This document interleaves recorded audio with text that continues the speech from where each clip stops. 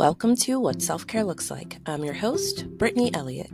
It may be hard to hear, but self-care is not spa days, a weekend getaway, or brunch with your bestie. True self-care is the practice of protecting your well-being and happiness, and it lives within your daily routine. I'm a self-care and mom life coach here to help you prioritize your needs and practice self-care in a meaningful way so you can reclaim joy in your motherhood experience. Let's get back to you. Hey, welcome back to What Self-Care Looks Like. I am your host, Brittany Elliott. I am the author of the book, What Self-Care Looks Like.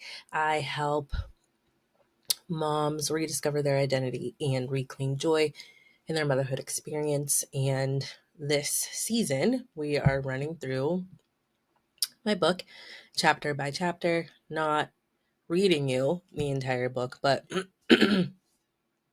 elaborating a little bit more on some of the concepts and really just things that maybe have changed or evolved just from experience since I published the book.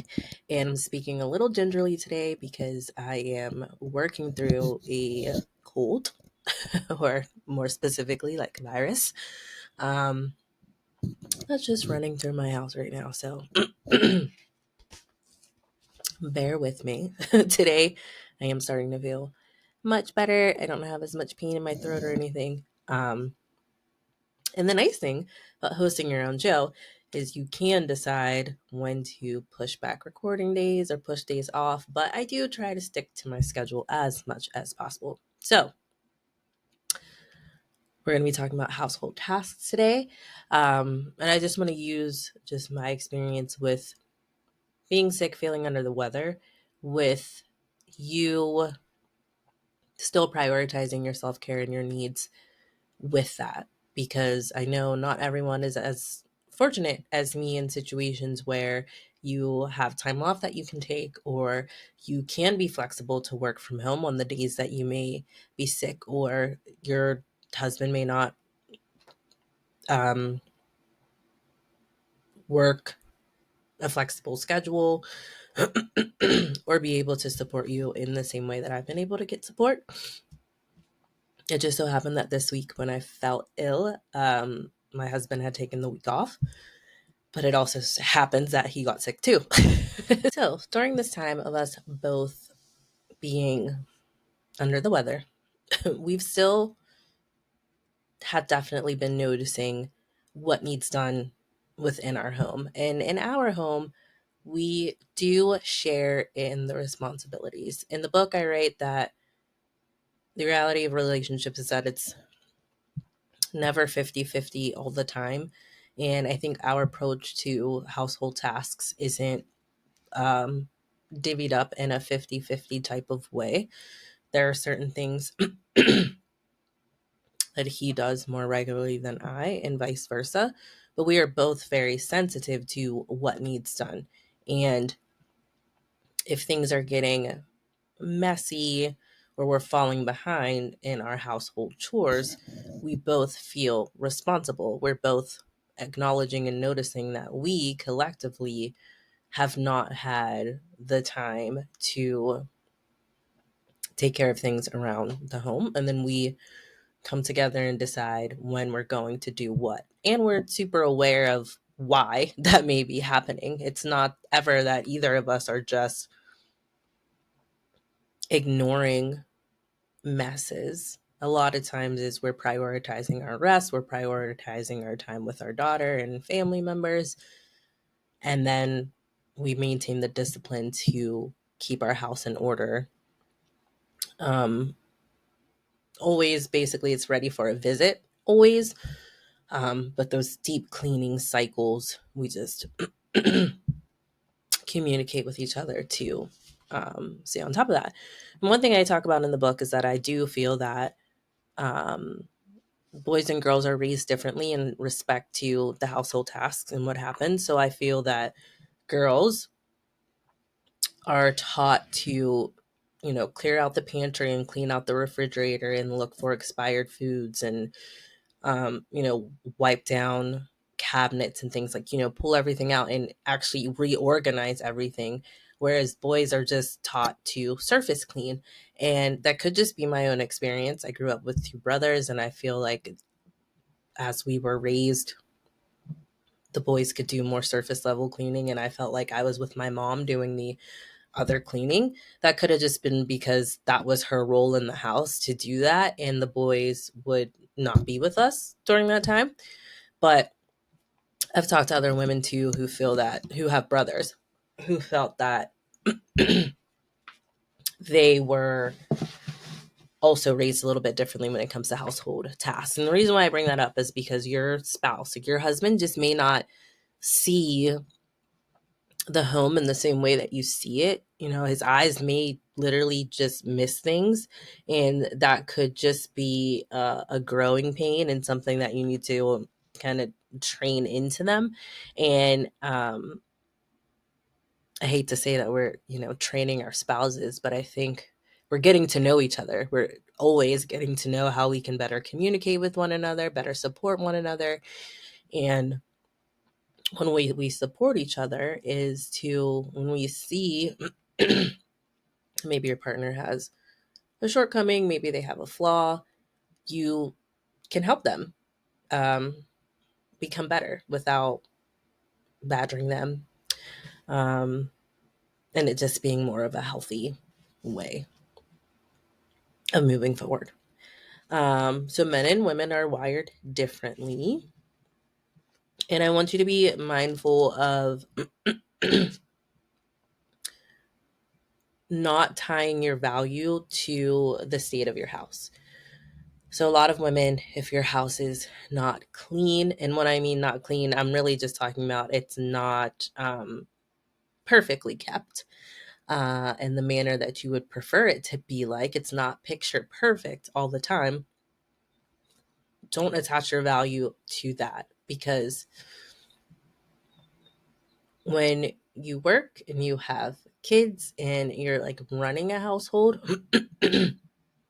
everything can't be perfect all the time. And I think if your house is lived in, it will look as if it is lived in. So having areas where the kids can play that are easily concealable when people come over is ideal. But if you live in a space that can't accommodate that, then your guests coming over will just have to understand, hey, this is the space we have, and my kid has these things that they need to play with.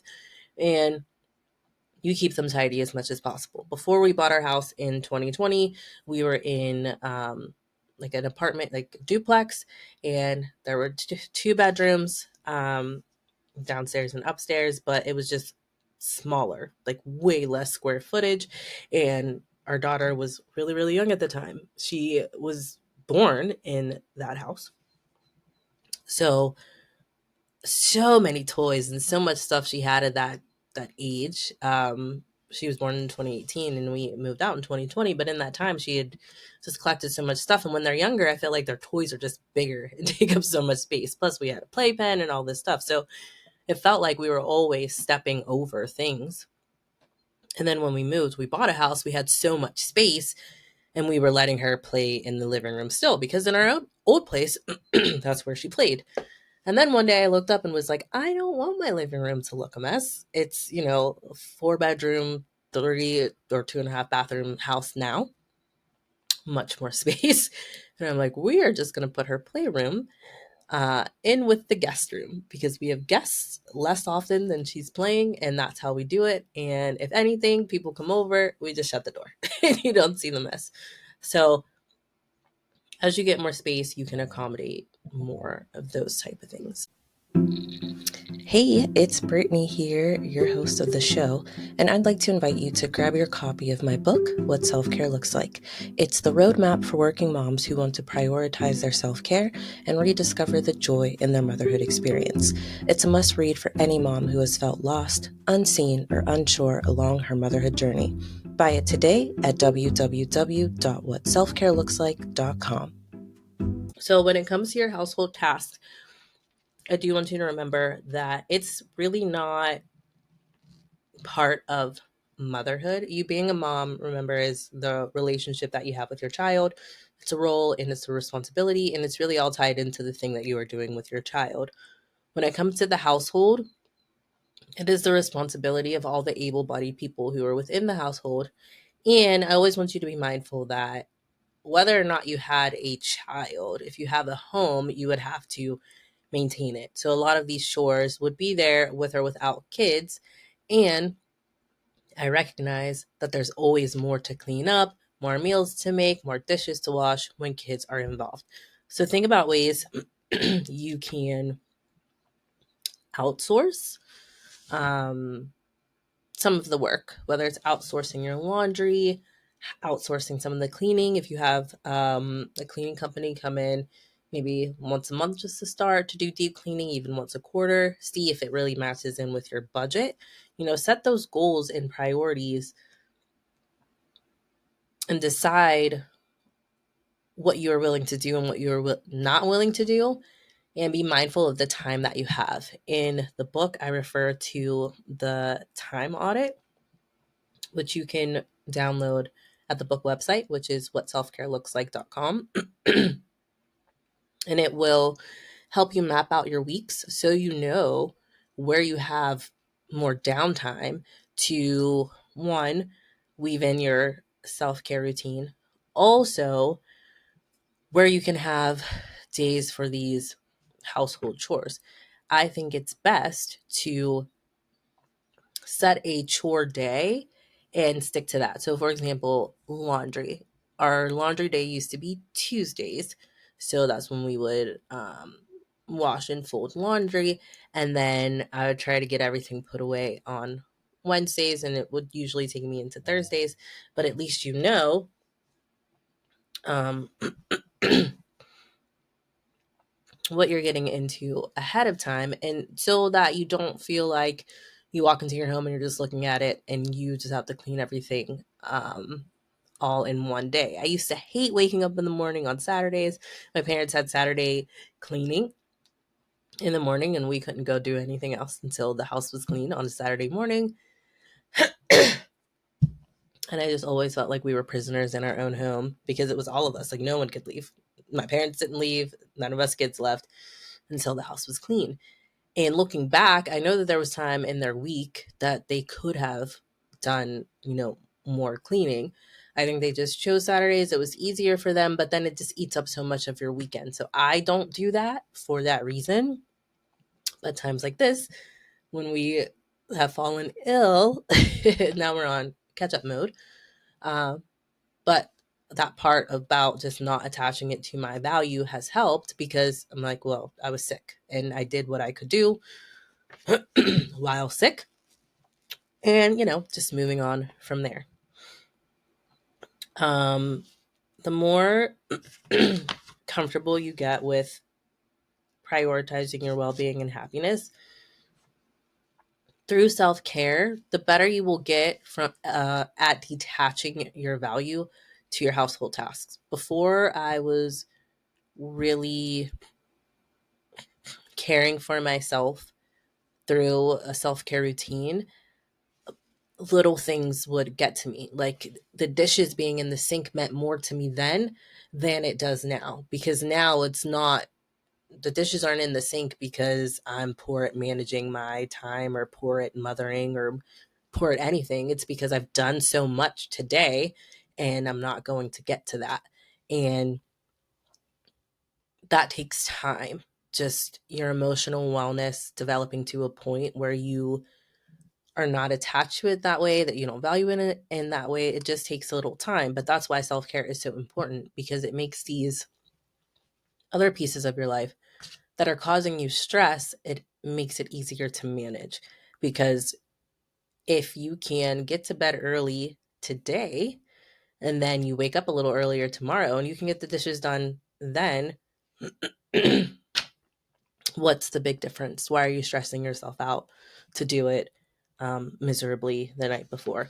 So I don't want to imply at all that you are the one responsible for the household task. As a married woman myself, I feel that the adults in the house, it's both my husband and I's responsibility. There was a time several years ago now at this point that I felt like I was the only one doing the laundry. And I talked about this in a past episode, and I was very resentful about it. And I had a simple conversation with my husband. Turns out he just thought or assumed that that was a task that I really liked doing just because of the way that I approached it. And I was like, no, it's not. And then he started taking on more of the laundry. And now he does just about all the laundry, like all the washing and folding. And my part of it is putting everything away. Um, and we went through this period of me being like, oh, I don't like really the way that you're folding the clothes. But I had to step back and be like, do you want to be supported in your household? You're gonna let your husband clean his house. So had to do that. And I did. So that's where we are. One final thing I wanted to say about household tasks. Let me make sure. Don't forget about very simple and easy ways that you can meal prep. Make sure that you are meal planning and aligning it with your groceries. So at the start of your week or at the end of the week, knowing what you're going to make in the week coming was very helpful.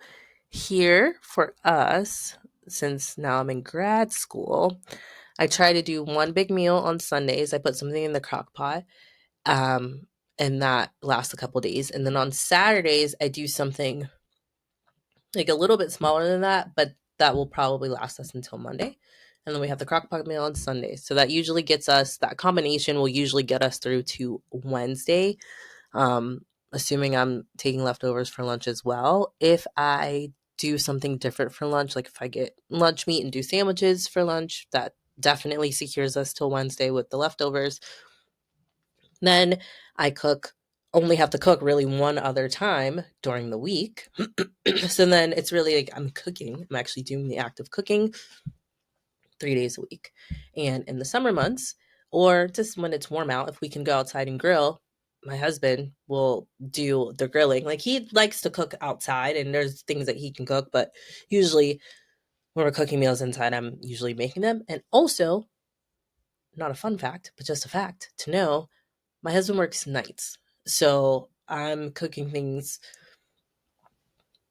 with the idea that he's going to be eating like during the day or after he gets home in the morning. And so him cooking for us at night is not an option because when I get home, he's leaving. So that's just how we do it. So um long story long, as I'm winding down. um and feeling the illness bug hitting me, like I need to take a rest. It all comes down to communication with your household task. Oh, I love. Right in the book, I say, my point to this ramble is this: you should work your life in a well organized and competent way, but you should not try to achieve maximum productivity with minimum wasted effort or expense.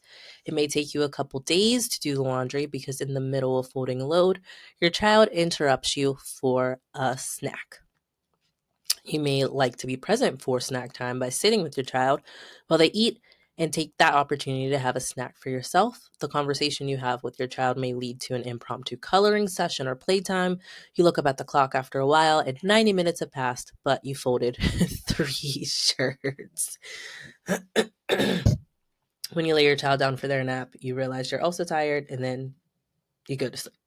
Or you could go to sleep, or you could just bitterly fold the laundry knowing that you are exhausted. So what can you do? So it's really about, and this is another chapter in the book that we'll talk about in a couple episodes once I'm feeling better, but what's important to you? What type of mother do you want to be? What do you value in your life? In the most perfect world with perfect conditions, how would you want your home to look? And what are the tangibles and intangibles around that? Because a lot of times people come up with these perfect scenarios and I'm like, okay, well, in the perfect scenario, do both the parents work and they're able to maintain that? You know, what do they do? If you have a vision for your life. I think that's great. And I think you need to identify the barriers of getting to this ideal vision that you want.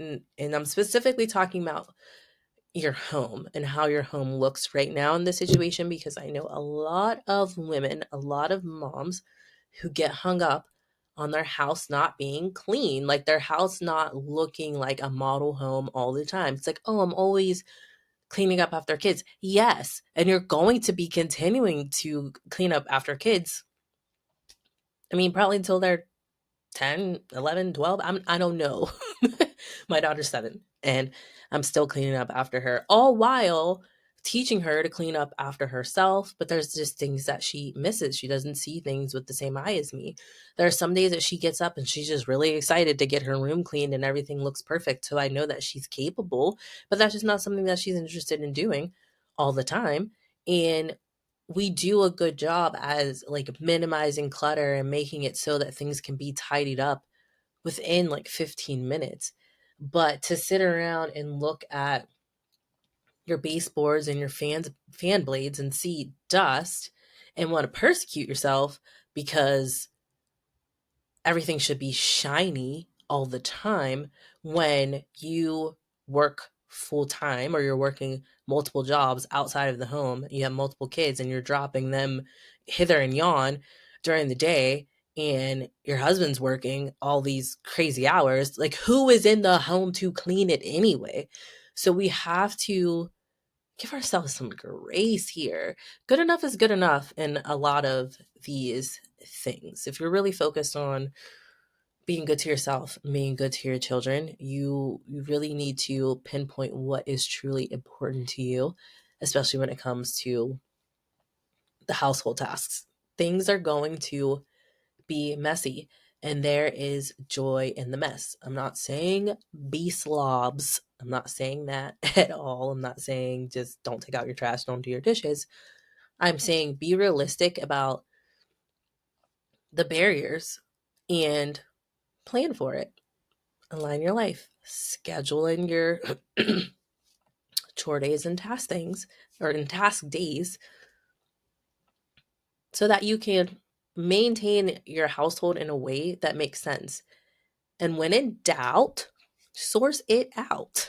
So see if it fits in your budget to have a deep cleaning, like a cleaning company come in and do a deep clean. Like I said, once a month, once a quarter. Outsource your laundry, outsource like window cleaning. There are a lot of things, a lot of household tasks that you can outsource. And I know most of my time gets spent just cleaning laundry. And I don't spend as much time with the meals since I said I have a pretty good schedule now. But you can outsource your meals too. So if that's something that makes more sense because you're a two working parent household, you're both working outside the home, you're getting the kids to and fro. This is assuming you have multiple kids. Even if you have one, like me, having one kid, that's still a lot to me. And there's still a lot to manage and navigate. So I hope this was helpful. Remember, what self-care looks like. It's the title of the book. Grab your copy. And until next time, I hope I will be feeling better, but I will talk to you soon. Thanks for listening to this episode. I hope you learned at least one thing you can implement into your daily routine. To connect with me, follow at Back to You in 5 on Instagram. If you're feeling generous, share this episode with a mom you know and subscribe to the show. I appreciate your support. Remember, motherhood is a journey, not a destination. Grow through it and enjoy the view.